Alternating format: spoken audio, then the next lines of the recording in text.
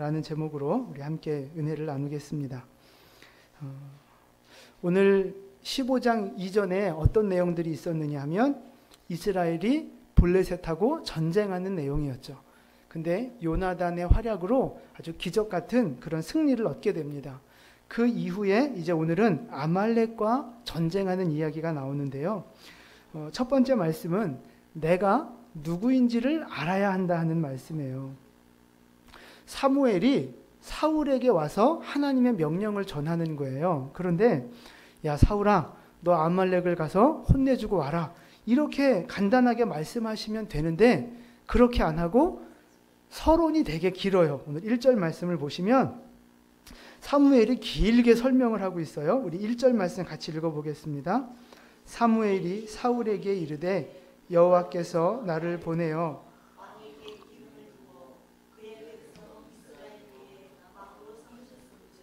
이제 왕은 여호와의 말씀을 들으소서.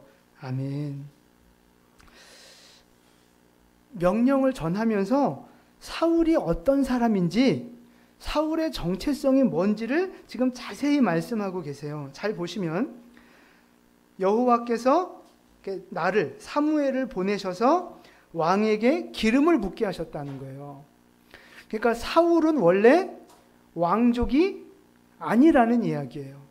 그냥 평범한 출신인데 하나님이 기름을 부어 왕이라고 하는 특별한 은혜를 주셨다는 거죠. 이거는 사울이 뭐 능력이 많아서 그런 게 아니라 은혜로 왕이 됐다는 거예요. 그 자리에 당신을 세우신 사람이 하나님입니다. 이걸 말하는 거예요. 그 다음에 기름을 부어 그의 백성 이스라엘 위에 왕으로 세웠다는 거예요. 그의 백성이 누구예요? 네, 하나님의 백성이라는 뜻이에요. 이스라엘, 하나님의 백성들 위에 왕이 되게 했다는 거예요. 다른 나라 왕도 아니고 하나님 백성의 왕이 됐다는 거예요. 그러니까 결국 무슨 얘기냐면 사울아, 네가 왕이 아니다. 네가 진짜 왕이 아니라 내가 왕이다. 하나님이 그런 말씀을 하시는 거예요. 그러니까 너도 내 말을 들어야 한다.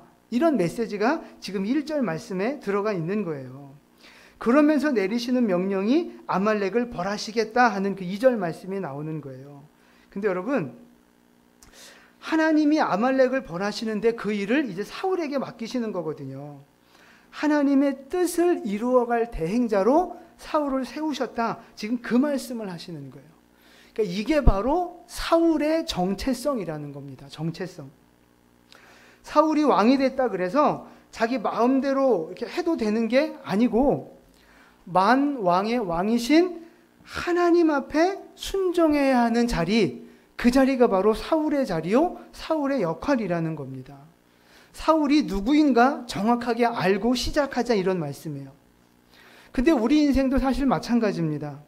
여러분, 내가 누구인지 정체성을 아셔야 되는 거예요. 내 정체성을 알아야 내가 왜 살아야 하는지, 내가 어떻게 살아야 되는지 그 방향을 잡을 수 있는 거거든요. 오늘 사울은 그거를 망각한 거예요. 자기 정체성을 잘못 깨달으니까 잘못된 길로 간 거거든요. 우리 정체성을 바로 깨달으면 올바른 길을 걸어갈 수 있게 된다는 겁니다. 여러분 한번 스스로 생각해 보십시오. 하나님 앞에서 내가 누굽니까? 하나님 앞에서 나는 어떤 사람인가 한번 생각해 보십시오. 뭐 세상적으로는 뭐 여러 가지로 말할 수 있겠지만 하나님 앞에서 우리는 예수의 십자가의 보혈로 구원받은 하나님의 백성들이에요. 하나님의 자녀가 된 사람들. 이 교회는 예수님의 몸인데 예수님의 몸 된 교회의 지체로 부름을 받았고 거기에서도 직분을 받아서 사명을 감당하는 사람으로 나를 불러주셨다는 거예요. 하나님의 대행자로 살아가도록 우리를 세워주셨다 하는 말씀입니다. 아까도 말씀드렸지만 이것이 기적이에요. 이것이. 어떻게 나 같은 사람이 전능하신 하나님의 자녀가 되고 그분을 위해 일할 수 있는 기회가 생겼을까 하는 거예요. 여러분 만약에 청와대 일자리가 났다고 여러분 부르시면 좋겠어요? 안 좋겠어요? 좋겠죠. 네, 저 삼성 중요한 임원 자리가 났다고 여러분 부르시면 가겠습니까? 안 가겠습니까? 갈 거예요. 세상의 자리도 좋은 자리는 우리 가고 싶어 하는데 우리는 지금 하나님을 위한 자리에 하나님의 일을 하는 자리에 우리를 불러주셨다는 거예요. 여러분 이것이 감사한 거고 이것이 우리의 정체성이 되어야 한다는 것입니다.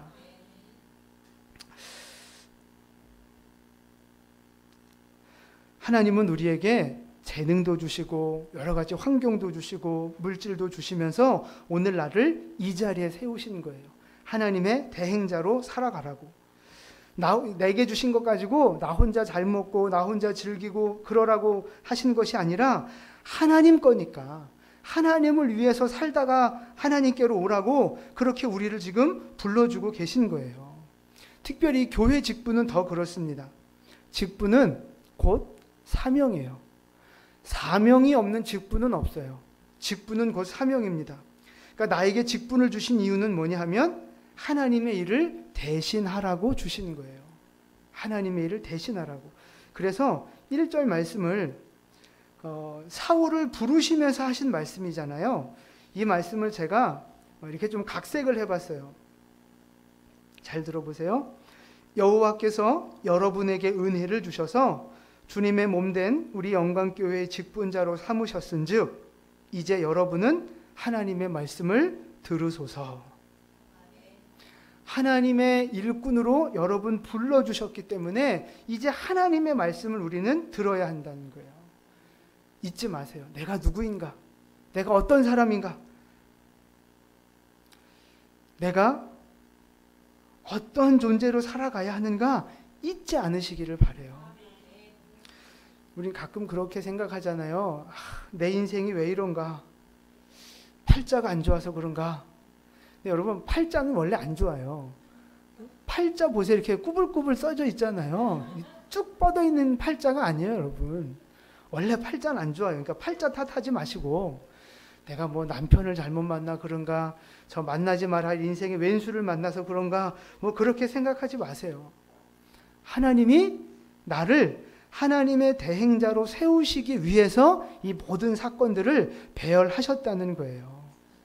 그래서 여러분 모든 상황 속에서 예수님의 대행자로 살아가실 수 있기를 축복을 드립니다.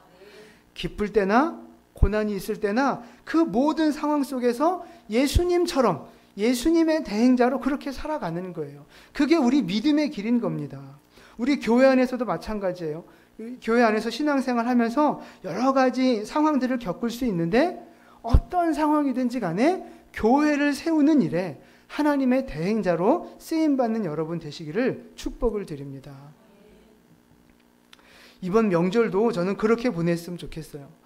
여러분 명절 되면 이제 오랜만에 친척들 만나고 막 그러잖아요. 그래서 누구는 삼촌이고 이모고 고모고 뭐 작은아버지 큰아버지 뭐 이렇게 이제 조카 만나게 되는데 사실은 그 만남이 전부가 아니라는 거예요. 내가 뭐 큰아버지고 뭐 고모고 삼촌이고 뭐 이거는 육신의 정체성이에요. 우리 혈통의 정체성. 근데 우리는 그것으로만 사람을 만나는 것이 아니라 영적인 정체성을 가지고 친척들을 만나야 된다는 거예요. 영적인 정체성을 가지고 다른 사람들을 만나야 된다는 거예요. 하나님의 대행자라고 하는 정체성, 그 마음을 가지고 명절에 사람들을 만나셔야 한다는 거예요. 명절뿐만 아니라 뭐 우리의 삶이 그렇겠지만 그래서 선교사의 마음을 가지고 우리 가족들을 만나면 어떨까 그런 생각을 해봤습니다. 괜히 삼촌이고 이모고 고모고 막 그런 마음으로 만나면 인간의 마음이 막 들어요. 근데 내가 저들을 섬겨야 할 하나님의 대행자다 이런 마음으로 만나면 좀 마음이 바뀌어질 수 있겠죠. 속으로라도 그 사람들을 위해서 기도할 수 있고 그래도 조금 더 섬길 수 있고 좀 마음 넓게 이렇게 그 사람들을 대할 수 있지 않을까 그렇게 생각해 봅니다. 예수님도 이 땅에 섬기러 오셨잖아요. 우리가 다른 사람들을 만나는 것도 섬기는 자리로 우리를 부르신 거예요. 명절 되면 뭐 남자들이야 좀 덜한데 우리 여성분들은 더 많이 이렇게 막 신경 쓰이지 않습니까? 설거지를 누가 더 한다는 둥, 누가 전을 하나 더 붙인다는 둥, 들 붙인다는 둥, 막 그러면서 또 며느리가 그렇게 이렇게 마음에 안 들어 보이는지 모르고, 또 이렇게 시어머니는 왜 이렇게 잔소리가 많은지 모르겠고, 그냥 막 이제 그런 갈등이, 얼굴은 웃죠. 형님, 동서. 얼굴은 그러지만 속마음은 전쟁인 거죠, 전쟁. 저것이 안 움직여? 내가 하는데? 막 이러면서 막 마음 복잡한 거예요. 근데 여러분, 하나님의 대행자로 내가 그 자리에 선다면 힘든 일 내가 조금 더 할 수 있고, 내가 조금 더 손해볼 수 있고, 그렇게 살 수 있는 거예요. 만약에 저 인간이 나한테 상처되는 말을 했어요. 내 마음에 와서 막 비수가 꽂히고, 어떻게 인간이 돼서 저런 말을 나한테 해? 이런 마음 들 수 있잖아요. 여러분, 그때 어떻게 하면 좋겠어요? 뭐? 그게 아니고, 그렇게 하는 사람을 사실은 불쌍하게 여기셔야 돼요. 불쌍하게. 왜요? 수준이 저것밖에 안 되니까 말을 저렇게밖에 못하는구나. 그 수준을 보고 불쌍하게 여기셔야 돼요. 불쌍하게.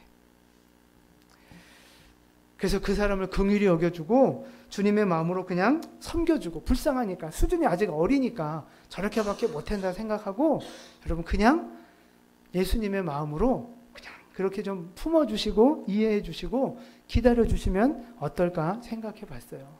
하나님의 대행자로 여러분 그렇게 살아가시기를 바라요. 교회에서만 집사, 교회 안에서만 권사, 그게 아니라 사실은 여러분 가정에 돌아가셔서도 집사로, 권사로, 목사로 그렇게 사셔야 돼요, 사실은. 그래서 조금 분위기가 안 좋다 그러면 그때부터 호칭을 바꾸세요. 집사님, 권사님, 호칭을 바꾸세요. 집에 가서서. 그러면 조금 그 교회적인 분위기가 나오지 않겠어요? 네.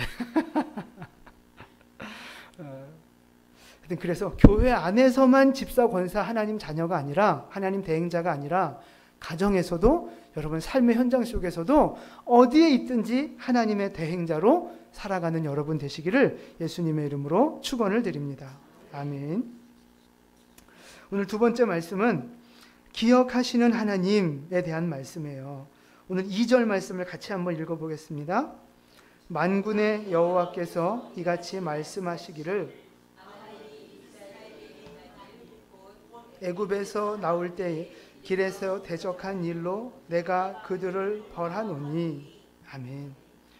하나님이 아말렉을 벌하신다고 하는데 무슨 잘못을 했길래 벌하시느냐? 출애굽할 때의 이야기로 돌아갑니다. 이스라엘이 출애굽할 때 홍해를 건너서 이제 광야에 들어갔는데 그때 아말렉이 공격을 하는 거예요. 그것도 이렇게 정면 승부한 게 아니라, 왜 이렇게 행렬이 쭉 길어지면 뒤에 처지는 사람들 있잖아요. 아픈 사람들, 연약한 사람들 이렇게 뒤에 처지는데 아말렉이 그 뒤를 와서 쳐버린 거예요. 좀 비열하죠, 인간적으로 보면. 근데 그게 끝이 아니라 사실은 이게 영적으로 보면 하나님의 구속 사역을 대적하는 죄를 지은 거예요. 영적 흐름 속에서 보면. 그래서 단순한 침략 전쟁이 아니라 하나님을 방해하는 그런 이제 큰 죄를 진 거거든요. 그래서 하나님이 이 아말렉을 벌하시는데, 재밌는 게 뭐냐면 지금 이 사울 시대 때에 아말렉을 벌하는 거잖아요. 근데 얼마나 오래전에 그 죄를 가지고 지금 오늘 벌하시는 거냐 하면 얼마나 오래된 사건이에요, 이게? 400년 정도, 대충 400년 정도 그 이전에 있었던 사건이에요. 그걸 갖고 오늘 벌하신다 그러는 거예요. 너무 웃기지 않습니까? 제가 그래서 이렇게 한국사를 한번 이렇게 찾아봤어요. 지금으로부터 400년 전이 무슨 사건, 무슨 일이 있었는가? 내 죽음을 적에게 알리지 마라. 이순신 장군, 임진왜란 때쯤이에요. 400년 전이면 조선시대 때.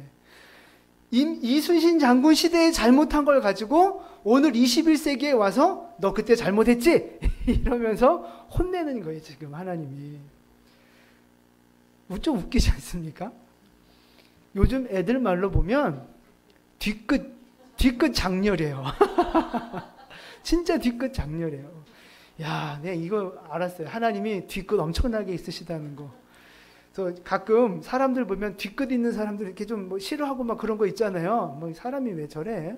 뭐 이러는데 제가 오늘 알았어요. 그 뒤끝 있는 사람이 하나님 닮은 사람이에요.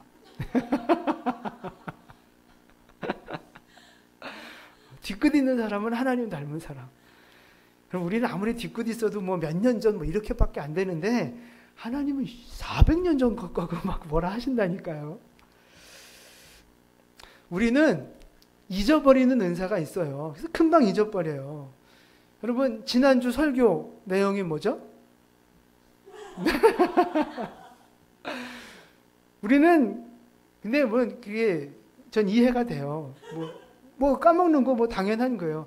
근데 성도들은 당연한 게 왜 그러냐면 설교를 한 목사도 몰라요. 기억이 안 나요. 근데 뭐 앉아서 들은 분들은 오죽하겠어요. 그러니까 뭐 까먹는 건 당연한 거예요. 뭐 손에 핸드폰 들고도 뭐 핸드폰 어디 갔지 하고 찾잖아요. 이제 그게 이제 우리 인간의 모습인데 하나님은 다르다는 거예요. 하나님은 잊지 않으신다는 거예요. 잊지 않으셔요. 시간이 지난다고 그냥 잊어버리는 게 아니에요. 특별히 죄 같은 게 그래요. 우리는 아무리 상처받아도 시간이 지나다 보고 뭐 내가 뭐 이렇게 좋아지면 많이 잊어버리잖아요. 특히 잘 잊어버리는 게 뭐예요? 돈 빌린 거. 빌려준 사람은 안 까먹는데 빌린 사람은 잊어먹어요. 이렇게 바뀌어야 되는데, 그죠? 우리는 시간이 지나면 잊어먹는데 하나님은 절대 잊지 않으세요. 특별히 죄가 그런데 죄는 저절로 없어지지 않아요. 하나님이 죄를 절대 까먹지도 않으신다는 거예요. 죄는 회개하지 않는 이상 절대 없어지지 않습니다. 죄뿐만이 아니라 선행도 그래요. 하나님 앞에 믿음으로 씨 뿌리고 선하게 살아간 것도 하나님이 절대 잊으시지 않으세요. 행한 대로 갚으신다는 거예요. 6절 말씀을 보실까요? 오늘 본문 6절 같이 읽습니다. 사울이 겐 사람에게 이르되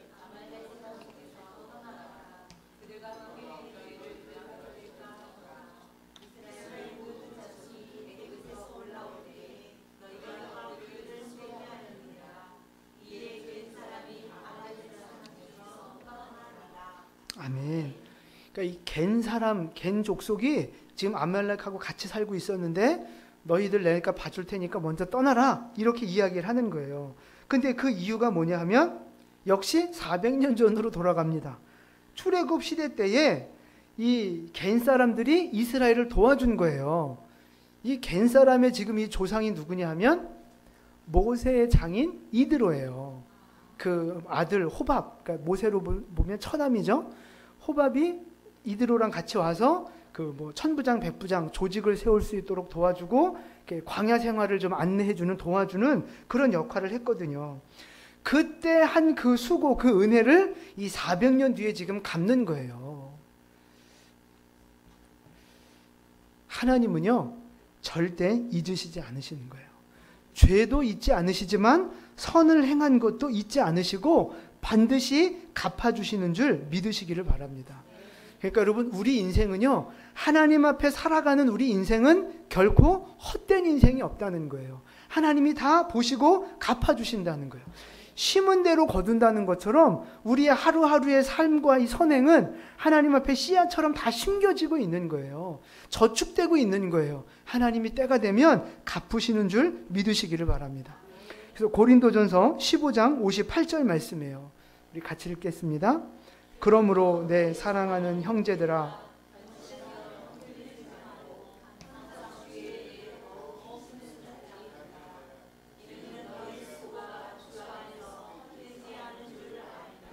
아멘. 우리가 하나님 앞에서 살아가는 모습이 사람들이 보기에는 바보 같아 보이고 헛일처럼 보일 수 있어요. 교회에 돈 갖다 바치고 가서 봉사하고 막 그러는 것이 바보 같아 보일 수 있어요. 그러나 하나님 안에서는 결코 헛되지 않다는 거예요. 그래서 뭐라고 말씀하시느냐? 흔들리지 말라는 거예요. 그리고 더욱 주의 일에 힘쓰는 자들이 되라. 우리의 모든 수고가 주님 안에서 헛되지 않다 이렇게 말씀하고 계세요. 오히려 헛된 인생을 사는 사람들은 누구예요? 하나님 없이 세상에서 사는 사람들이 그 인생이 헛된 거예요. 여러분, 우리 인생은 하나님 앞에서 헛되지 않다는 거예요. 하나님 앞에서 선을 행하시면서 여러분 믿음의 씨앗을 뿌리고 기도의 씨앗을 뿌리며 살아가시기를 축복합니다. 반드시 갚아주실 거예요. 반드시 갚아주실 거예요. 그러니까 사역하시고 신앙생활 하시면서 누가 뭐 나 안 알아주네, 뭐 이런 거 몰라주네, 뭐 이런 그런 거 가지고 시험 들 필요 없어요. 그건 하나님 바라보고 한 게 아니라 사람 바라보고 한 거예요. 진짜 하나님 바라보신다면 진짜 사역하실 때 진짜 하나님 바라보시고 사역하시기를 바래요. 그러면 감사한 거예요. 감사. 사람은 아무도 몰라줘도, 아무도 내 마음 몰라줘도 은밀한 중에 보시는 너희 아버지께서 갚으시리라. 이게 예수님이 우리에게 가르쳐 주신 말씀이에요. 아무도 보는 이 없어도 하나님이 은밀한 중에 우리를 보시며 갚아주신다는 거예요. 또 한 가지 중요한 게 있는데 그게 뭐냐 하면, 보세요. 사울 시대 때 심판받은 이 아말렉, 누구의 죄 때문에 망하게 된 거예요? 조상들의 죄 때문에 망하게 된 거예요. 조상이 죄 짓고 벌은 후손들이 받은 거예요. 반대로 이 겐 사람들 왜 살았어요? 조상 탓이야 뭔지 이런 얘기 하는데, 네, 조상 덕분이죠. 조상이 어떻게 하느냐에 따라서 후손들의 인생이 달라질 수 있다는 거예요. 부모가 어떻게 하느냐에 따라서 자녀들의 인생이 하나님 앞에 달라질 수 있다는 거예요. 네, 여러분, 물론 죄가 유전되는 거 아닙니다. 선행도 유전되는 건 아니에요. 누구든지 죄는 자기 죄로 말미암아 죽는 거예요. 에스겔서 18장에 가보면 아버지 죄 때문에 아들이 죽는다는, 그거 하나님이 아니라고 분명히 말씀하셨어요. 누구든지 자기 죄로 죽는 거예요. 근데 영향을 받는다는 거예요. 영향을. 죄의 영향, 선한 영향을 받는다는 것입니다. 그러니까 어떤 그 성품과 기질과 상처 뭐 이런 거 있잖아요. 이런 거는 유전적으로 유전되는 것이 아니라 환경적으로 유전될 수 있다는 거예요. 그러니까 쉽게 말해서 막 성질 부리고 막 상처 주고 막 폭력 행사하고 막 악을 행하고 이런 집안에서 살면 자녀들이 배우잖아요. 똑같이 상처 입잖아요. 그럼 자기 자녀한테도 그렇게 하기가 굉장히 쉬워지는 거예요. 그러니까 악한 영향을 받아갈 수 있다는 거예요. 그러니까 이게 유전적인 유전이 아니라 환경적인 유전 때문에 조상의 영향을 벗어나기가 어려울 수 있다는 거예요. 근데 물론 이건 이제 하나님 은혜가 임해서 그 본인이 회개하면 다 바뀌어요. 다 깨져요. 근데 이 아말렉 같은 사람들은 조상 때부터 잘못했는데 역사를 거듭해 내려오면서 죄를 저질러요. 그래서 이제 그게 결국 쌓인 거거든요. 이 400년 동안 이스라엘을 하고 부딪히고 싸우고 방해하는 역할을 해요. 이제 결국 그래서 뭐 벌 받기는 하지만 그게 조상의 영향이 있다는 거죠. 조상의 그 모습이 자녀의 삶에 영향을 미친다는 거예요. 다윗도 보세요. 다윗이, 그러니까 북이스라엘은 왕조가 몇 번이 바뀌어요. 그러니까 아버지가 왕이면 아들도 왕, 손자도 왕 이렇게 돼야 되는데 다른, 그러니까 김씨가 왕하다가 이씨가 왕이 되면 이렇게 왕조가 바뀌는 건데 북이스라엘은 왕조가 몇 번이 바뀌어요. 근데 이 남쪽 유다는 이 다윗 왕조로 끝까지 이어져요. 하나님이 그 왕들을 끝까지 지켜주시는 거죠. 왜 그래요? 누구 덕분이에요? 그 조상이 다윗이에요. 다윗 덕분에 그 자손들이 복을 받는 그 하나님의 은혜를 주셨다는 거예요. 그래서 오늘 말씀은 요약하면 그런 거예요. 오늘 내 모습이 우리의 자녀들의 축복을 결정한다는 거예요. 내가 하나님 앞에서 죄짓고 헛되게 살면 그것이 자녀들에게 재앙이 되는 악한 영향이 될 수도 있고, 반대로 내가 하나님 앞에 기도하며 선을 행하며 살면 내 자녀들이 복될 수도 있다는 거예요. 그 복이 나에게 내가 누릴 수도 있고 자녀들에게도 누릴 수 있고, 분명한 건 하나님이 잊지 않으시고 갚아 주신다는 것입니다. 그래서 사랑하는 성도 여러분, 하나님이 나를 하나님의 대행자로 부르셨다는 것을 깨달으시고 하나님 앞에서 선을 행하시고 믿음을 심으시고 감사하시고 헌신하는 그 믿음의 삶을 살아가시기를 바라요. 그러면 하나님께서 행한 대로 갚아주시는 우리의 삶 가운데 축복의 열매를 거두게 하시는 복된 인생이 되게 될 줄로 믿습니다. 여러분의 삶이 그렇게 되어지기를 예수님의 이름으로 축원을 드립니다. 아멘. 기도하겠습니다.